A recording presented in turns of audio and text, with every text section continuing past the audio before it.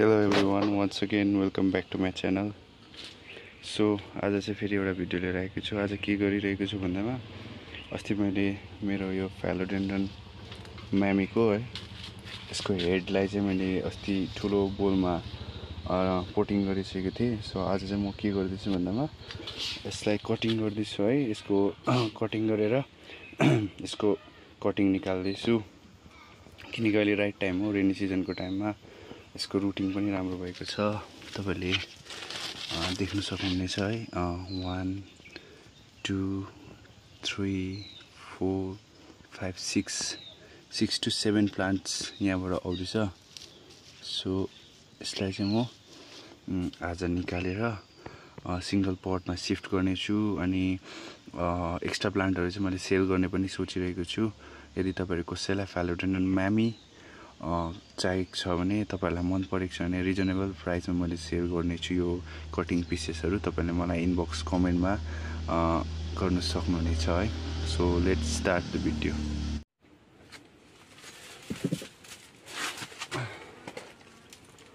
First यसलाई म यो फर्स्ट कटिङलाई म निकाल्ने छु है। यसको रुटिङ पनि राम्रो छ।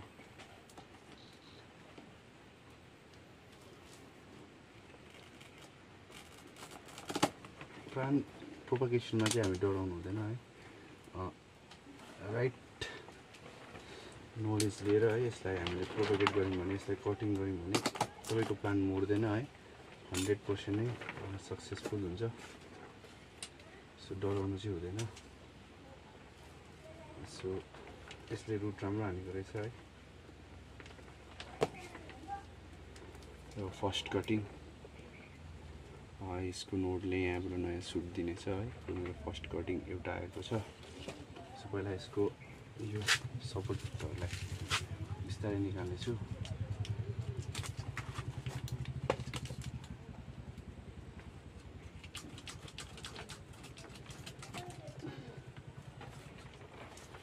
अब यो नोडहरु चाहिँ अलिकति दब्बेको छ। यसलाई म मतलब म्यानरिङले अलिक पुगेको छ। पहिला यसलाई म हेर्ने छु है कतिकोमा काट्दा ठिक हुनेछ भनेर।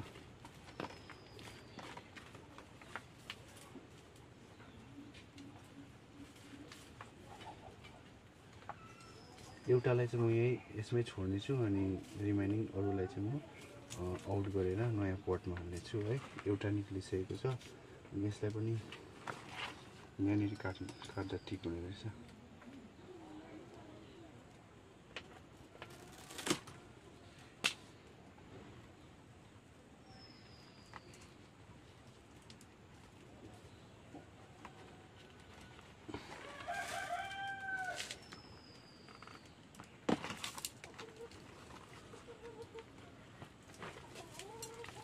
यो है तपाईले देख्न सक्नुहुनेछ। सुट पनि आइसकेको छ, रुट पनि राम्रो छ है। यसलाई चाहिँ मैले टप नोट मतलब यसको हेड मात्रै काटेर राखिदिएको थिएँ अनि त्यो हेड काटेको कारणले यो यिनीहरुले चाहिँ यसरी है हेल्दी सुट है दिएको छ। अब यसलाई कहाँबाट काट्ने हेर्नुपर्ने छ है।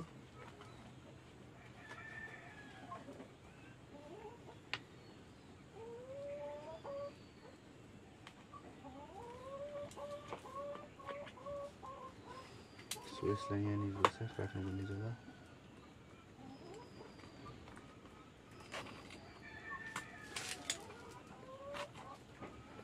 यसको अलिकति कम्प्लिकेटेड छ किनभने कहाँबाट आएको यसको नोड अलिकति कन्फ्युजिङ छ है। यसको नोडमा अलिकति कन्फ्युजिङ थियो बट यो यहाँबाट रहेछ। सो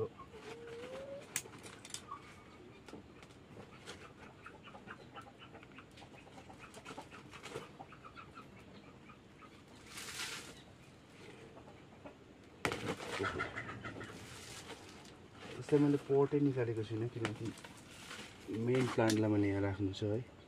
सो त्यसै कारणले यसको पनि न्यू सुट यहाँदेखि छ है। यसले नयाँ सुट यहाँबाट दिनेछ। सो अब यसलाई पनि कहाँदेखि काट्ने हो यसलाई मैले यहाँदेखि काटिरहेको छु है।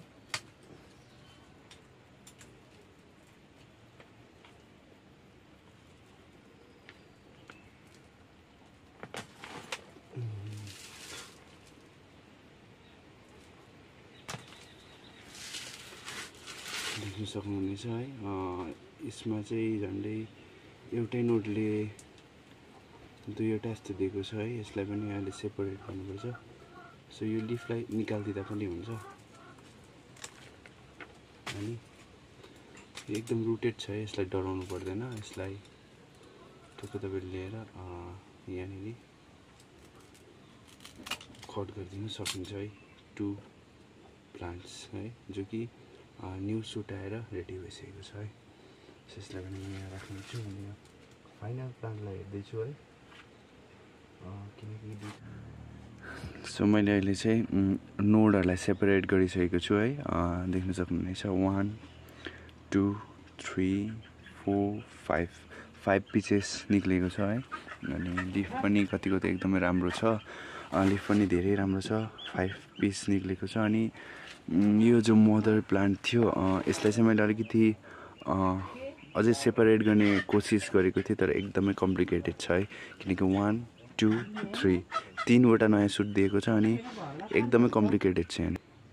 सो अब चाहिँ यसलाई है पटिङ गर्नेछु, यिनीहरूलाई पटिङ गरेर राख्नेछु। सो 5वटा कटिङ भइसकेको छ। यो दुईवटा चाहिँ प्रोपर नोट कटिङ है, सुट पनि मजा लागेको छ। फर्स्टमा यसलाई पटिङ गर्नेछु है। अनि यो 3टा चाहिँ लिफसँगै छ, सुट आउँदैछ यसको पनि। यसलाई म अहिले सेकेन्डमा गर्छु। यसको लागि चाहिँ मैले यो मिडियम साइजको है यो कमर्सियल पटमा यसलाई हालिरहेको छु है। यसलाई केही छैन, मिक्सर त्यही हो, नर्मल मिक्सर छ है। मैले चारकोलहरू, स्यान्ड अनि लिफ मोल्ड युज गरेको छु है यसलाई चाहिँ। अनि अलिकति ठुल्ठुलो पिसेसहरू चाहिँ किन भन्दामा त्यो भित्र स्पेस भइरहोस्, एयर स्पेस होस् भनेर यसो गरेको है। अनि अब फर्स्टको यसलाई हालिदिन्छु। अहिले चाहिँ यिनीहरूको नोट कोटिङ प्रोपरेसन गर्नु राइट टाइम हो, किनकि यो सिजनमा रेनी सिजनमा यिनीहरू मजाले छिटो सरिहाल्छ अनि हेल्दी पनि हुन्छ, ग्रोथ पनि गर्छ। अनि फ्यालोडेन्ड्रन म्यामीको चाहिँ अहिले राइट टाइमिङ हो यो रेनी सिजनमा, यति बेला। सो म यसलाई त्यस्तो खाँदिनँ है, जराहरूलाई कम्प्याक्ट गर्दिनँ हल्का मात्रै। यो भइसक्यो।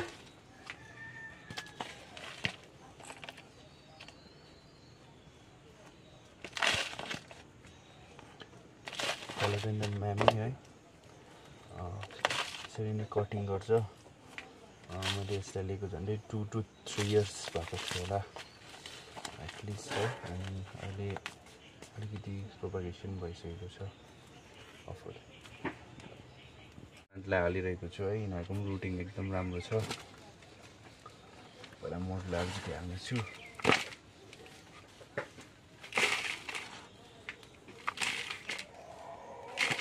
देन नोडलाई यसरी राख्नेछु है।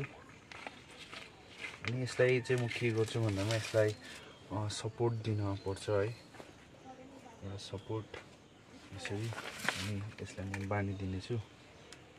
सपोर्ट दियो भने चाहिँ के हुन्छ भन्दामा प्लान्टले मुभमेन्ट गर्दैन अनि छिटो सेट हुन्छ, किनकि यो लिफसँग छ है।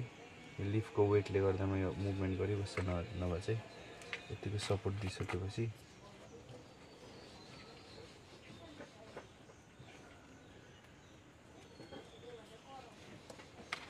यतिकोमा हालिसकेपछि है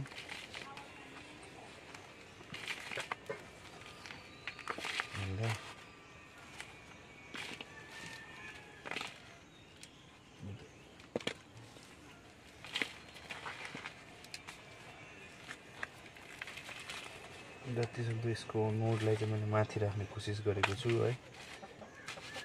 साह्रै डाउन पनि हुनु हुँदैन, साह्रै मुनि पनि हुँदैन है। यसको सुटले फेरि सुट माथि आइहाल्छ। चिन्ता गर्नु पर्दैन है। यसलाई हल्का चाहिँ पुरिदिनुपर्छ है, बेसी होइन, थिचेर होइन, यसरी हल्का लाइट पुरिदिनुपर्छ। यसले सुटलाई अलिक ग्रोथ गरेर माथि निक्लिहाल्छ है। यो पनि भइसकेको छ। सो यसलाई चाहिँ मैले सेपरेट गर्ने कोसिस गरेको थिएँ है, तर यो यहीँ सेट भएको छ है। अनि यसलाई मैले नचलाउने सोचेर मैले यसलाई यहीँ राखेको छु है। यसलाई मैले जस्ट अलिकति टप ड्रेसिङ मात्रै दिइरहेको छु, टप ड्रेसिङ दिइरहेको छु। एकदमै यो मजाले राम्रो भएको छ। अनि मैले यसलाई सेपरेट गर्ने ट्राई गरेको थिएँ, तर एकदम कम्प्लिकेटेड छ। यो एउटै नोटबाट डबल सुटहरू हानेको छ। अनि यसले अझै 2-3वटा सुट दिनेछ। पोटिङ पनि सकिसकेको छ।